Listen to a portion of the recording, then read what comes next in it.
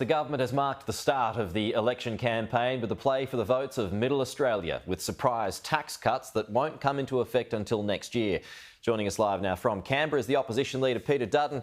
Peter, it's good to see you this morning. Thanks for your time. So the line just in from the Treasurer that Peter Dutton will cut everything except your taxes. That'll be the campaign slogan. What's your reaction to that?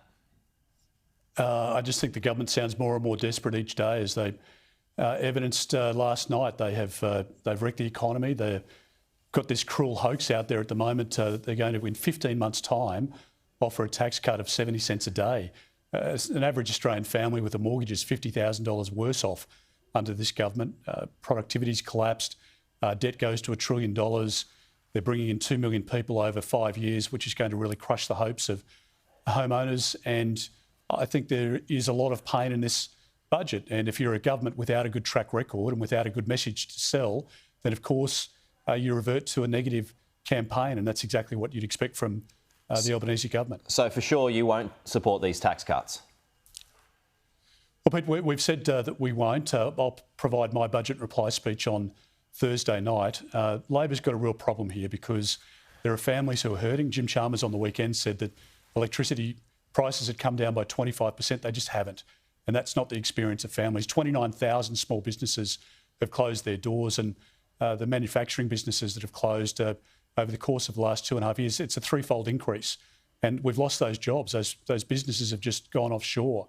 The energy market is a disaster, and we need to make sure that we can have cost of living relief. And I think we need to make sure that we address the energy crisis that Labor's created. And also keep people safe. I think that's incredibly important. So will you offer more generous tax cuts tomorrow night? Well, Pete, it's a very good question, now asked twice, but I'll provide my response on Thursday night. I think the fact is that the government offering 70 cents a week in 15 months' time is a cruel hoax. 70 cents a day? It's not 70 cents a day. Either way, it's just a rounding error for families who, I think, as the Adelaide Advertiser point out, you can buy a McHappy meal. A mate of mine just texted me and said, you know, he paid $14, I think, for 2 cups of coffee yesterday. So look, let's be realistic. This is it's a hoax. It's about the next 5 weeks, not the next 5 years. Okay. And for 70 cents a day, it's not going to help families in Labor's cost of living crisis. But I mean, if you don't offer, the politics of this is that if you don't offer tax cuts or more generous tax cuts, then that's going to follow you around for the campaign, right? So you're being forced to here, even if you weren't.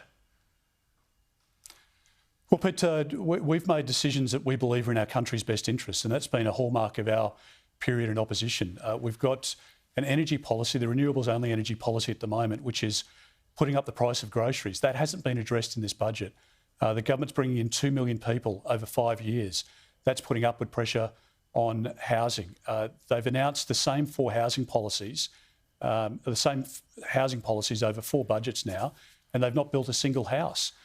We've got this 70 cents a day promise on the Never Never, and it's just not a serious budget that could be believable. And the debt grows to $1 trillion on Jim Chalmers' watch. And I just really feel for those families who are looking at their household budgets and the bills piling up at the moment.